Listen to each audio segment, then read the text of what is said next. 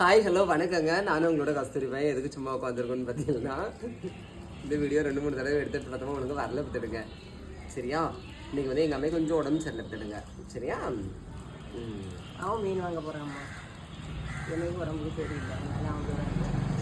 நான் ஒன்று போட்டேன்.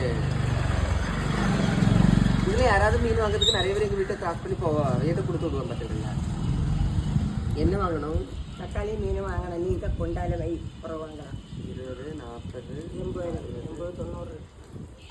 80 அதுலேயும் போய் பாருங்க. இதில் 80 இருக்கா, 10 ரூபா இருக்கா, 90 ரூபாயா, 96 ரூபா இருக்கு.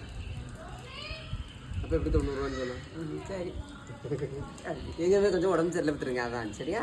இன்னைக்கு ஃபுல்லாக எங்கள் ரெஸ்ட் எடுக்க போகிறாவ. நீங்கள் நிறைய பேர் வந்து என்னது அன்னையர் தினத்துக்கு வந்து வாழ்த்து சொல்லியிருந்தாங்க.